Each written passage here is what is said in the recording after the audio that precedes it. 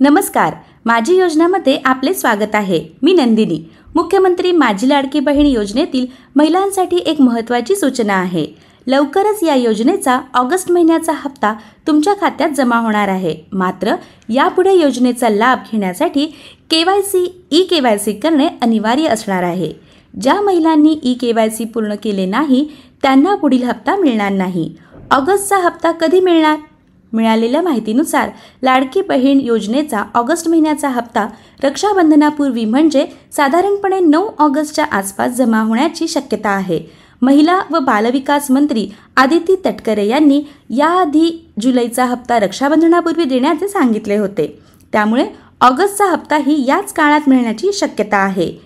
KYC का आहे आवश्यक? योजनेत काही अपात्र महिलांनीही लाभ घेण्याचे समोर आले आहे। यामध्ये सरकारी नोकरी करणाऱ्या, आयकर भरणाऱ्या किंवा इतर अपात्र महिलांचा समावेश आहे।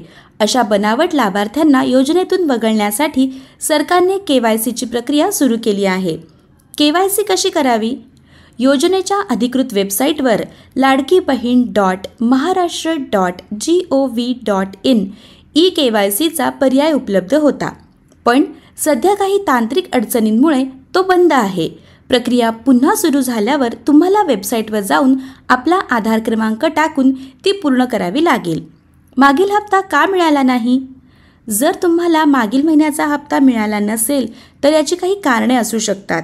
अपात्रता, तुम्ही योजनेच्या निकषांमध्ये बसत नसाल, एकाच कुटुंबात अनेक लाभार्थी, एकाच कुटुंबातील एकापेक्षा जास्त महिलांनी विवाहित आणि अविवाहित वगळता अर्ज केला असेल, बँक खाते आधारशी लिंक नाही, बँक खाते आधार कार्डशी लिंक नसणे किंवा त्यावर केवायसी पूर्ण नसणे, चुकीची माहिती, अर्जात नाव, जन्मतारीख किंवा बँक तपशील चूक असणे।